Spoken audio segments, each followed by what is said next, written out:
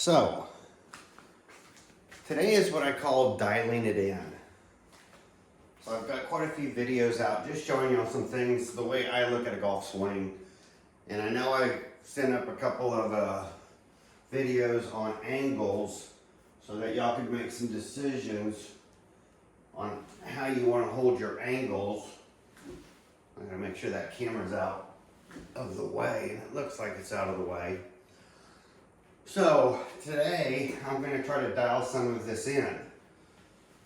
And by that I mean one of my first decisions, after I had that distal bicep surgery, even during the time right afterwards, I had a lot of pain in my wrist bone right here. And it still flares up. And it flares up when I'm lifting the club. And so I've noticed sometimes it really hurts, especially when working with wedges. And I think that's when I'm coming up somehow to aggravate it. So today I really wanted to start working on coming in and letting the club come in a little bit more. Remember, I told you there's two angles. You can come more body and do it this way, or you can get more of that open door, shut door and do it this way. So the first thing I wanted to do was just come back, make a little contact and see how I did. That one was low left. I can't film both sides. The other day when I tried to film one of my videos, I was pressed against this wall, and so it was really hard to get behind the camera. So you're just gonna have to bear with it today, and I'm gonna be in front of the camera. Okay, that comes in clean contact, hits the net where I want it to, hits where my 8-iron is. So let's try one more. Still came in on the net correctly, a little toey. You'll start feeling these. So let's go again. Find out right where I want to be.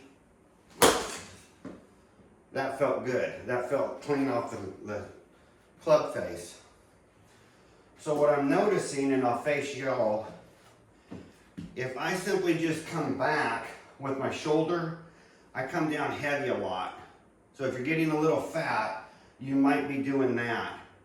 But once I come back and get my left shoulder over my right foot more, and then make sure I'm coming through, that starting point is really seems like I need to get that left shoulder and not be lazy about it and just turn so it's almost still on top of the ball, unless we're doing some kind of wedge work. But I really got to get that shoulder to come back toward, and then it seems like I have a little bit better movement and timing. So if your timing's a little off, just make sure your shoulder's not coming even with the ball. But as you're in your position, especially when you start getting your feet wider apart, that you make sure on your turn, you're getting maybe not all the way to the back foot, but you feel on the turn, you're getting more loaded here. Again, not locking this up, not doing anything crazy. So I found out earlier today, it seems to feel better. So then I realized when I was coming back, and I'll show y'all, I was coming back, but I really wasn't paying attention to this area, the neck and the shoulder. So some of my shoulder work, even though I'm trying to come back over that foot, wasn't starting off clean and staying under the neck. I was kind of getting lazy. I wasn't even making a full turn. My arms were coming up, my neck was getting in the way, and my chin was hitting my shoulder. So I said, well, let's try to clean that up and see what happens. So then I made my turn, and I was like, I'm gonna have to move that camera just a hair back. That was a tad too close, because I'm starting to work on my depth, how well I'm hitting and how well I'm getting through and past the ball. So anyway, I started working on getting this part better, and I'm really kind of locking this up and locking this up. And the last thing I wanted to do today was work on this staying locked longer till I got to the ball. So I said, well, let's try that and see what happens. And man, am I hitting the net where I want? Am I hitting the ball where I want? So then I decided, well, what happens if you swing hard like that and you're a little thin? And I realized it's just dropping down your left shoulder just a hair bit more. So when you're coming back and you're getting through that ball, God, it's just flying. By dropping that shoulder for your shoulder rotation, instead of staying a little flatter, it changes your angle just a little bit. So if you're hitting thin, I'd really look at the shoulder work. If you're hitting fat, I would look at making sure this shoulder is getting all the way back to the right foot or close to it before you come through with everything. So if you're making just the top of the body turn and then the whole entire body turn, you're gonna have to play around with it to find out what you like is best. So I changed my grip a little weaker, a little stronger, just to see if I really like where my grip is. So I was working on grip because remember, I'm trying to come from here and letting the club do the open door, shut door. I want that feeling. I don't want to feel like I'm really dragging the handle and coming down steeper with the club. I told you I would prefer to get my feet distance better because ultimately I'm going to be using my distance between my feet to help control the flight and the distance. So now I get kind of ready. I come up and I just do one. Do I come back down? And I'm like, yeah, I'm hitting as hard as I want. That one was a hair thin. Not bad, would have gotten away with it. So dip the shoulder down a little bit more. No, thinner. So I swung too hard. Or I just didn't hold this long enough. So you start to lose this, your body's going to realize that it's heading toward the ground too soon, and your body's going to change, and you're probably going to thin that ball because it happens in a split of a second. So now let's just slow it down a hair. Still want to get prepped and ready. Still want to make sure I'm good with this. Still a hair thin. I can tell by the sound, I can tell by the net. And I said I was going to slow it down. But that's part of my point here.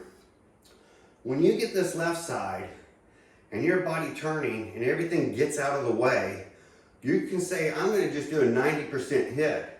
But if you're trying to hit the ball, it's going to be more than a 90%. Now in your wedges and things like that, you'll start learning how to slow it down. This is an 8-iron. I'm wanting to hit it right now, but I'm not wanting to swing 90%. But if I clear all this, my body's going to swing away. So we go again. Come back, check everything. There we go. That is the shot I want. So what did I do? I relaxed my wrist a hair a bit more. I know for the most part, I don't have a lot of forearm tension, so my forearms do pretty good. But I went ahead and when I came back and moved the club into the back, I just relaxed a little bit more. That lets gravity do a little bit more work to bring that club head down. Now, am I going to lose by doing that? When I'm locked back here, if I start relaxing the wrist just a little bit more, am I going to lose anything when it comes to holding the lag coming in from the ball? And remember, I really want to go this way. So am I going to lose some of that, or is my turn going to make sure that I retain that de-lofted club? So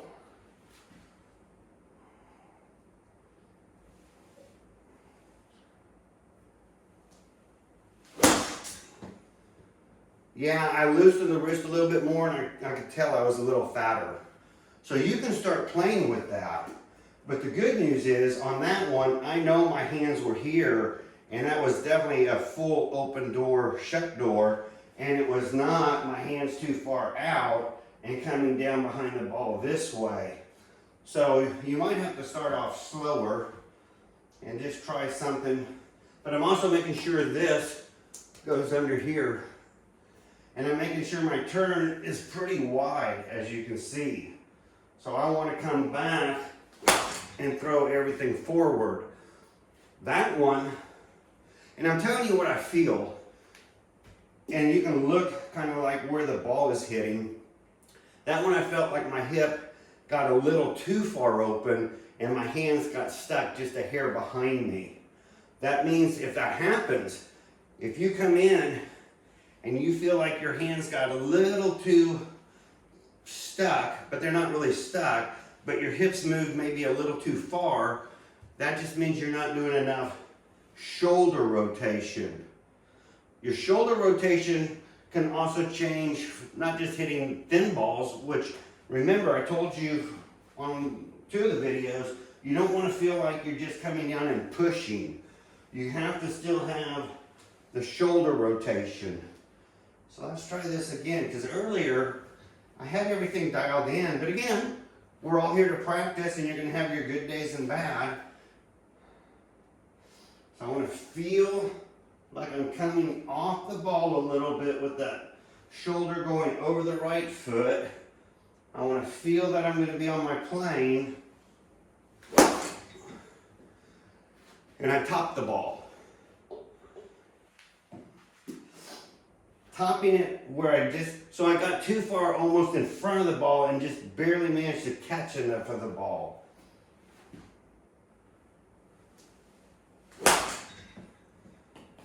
Slight thin the ball. This is why I told you those contact drills are going to be important.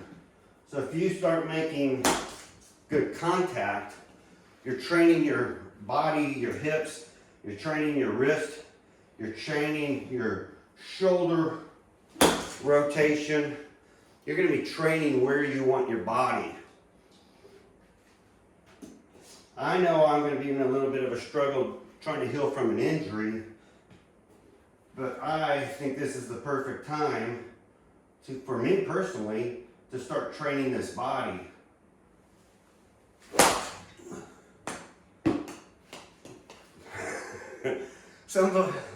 Sometimes those balls just travel so fast, I don't even know where they're hitting the net. They're already bouncing back by the time I get to look up. So it's almost like I'm going to have to videotape in my lab, my golf lab, and make sure that I'm hitting the net, because sometimes those balls are just moving too fast.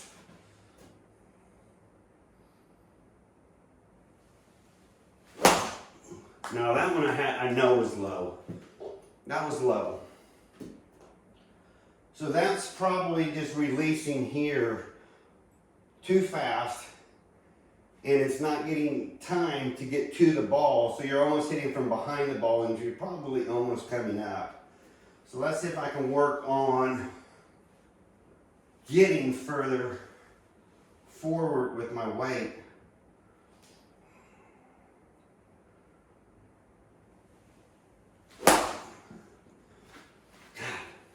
Slow this down. But sometimes it's just fun to wail away. You want to practice. Still a little too low. I don't mind. I'm just trying to walk y'all through a session on how you would do this to figure out where you're actually hitting, so that you can get a better feel. See there, I slowed it really far down. Perfect hit. Felt great down here. Didn't feel like I was pounding into the ground, and hit the 8-iron exactly where I wanted it. So maybe for now, need to slow them down like that. And I can tell I'm accelerating more toward the ball. So somehow or another, I got to just, when I'm up in the first night, when I'm coming through, just don't pull quite so hard at the beginning, and maybe things can stay better in sync.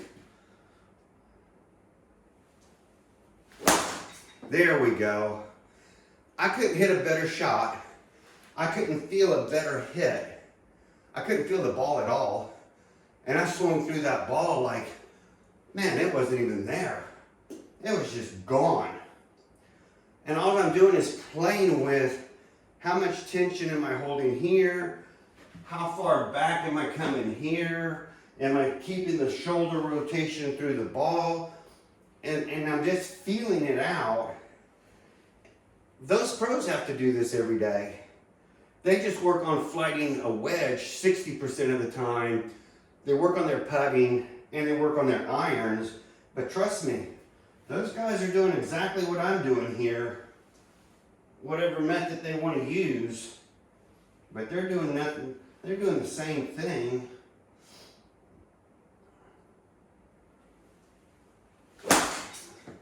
Again, another good shot. So, 2, 4, 6, 8, 10, 12, 14, 16, 18, 20, 22, 24, about 25, 26 balls later, and I've had 2 good ones. So 25 or 26 minus 2. So it takes just about 20, 25 balls, and I really feel like I can get into where I want to be and start really hitting well.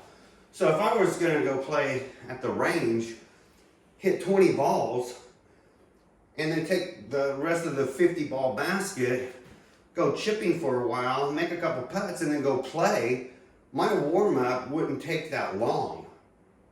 So that's what I'm trying to get y'all to think about. How do you start feeling it, dialing yourself in, and then being able to go to the course so that you know when you go to that first hole and you've hit your driver and now you're on your second shot, you're looking at the green, you get all set up for it, and you do that. That's what we want. So that's how I would look at dialing it in.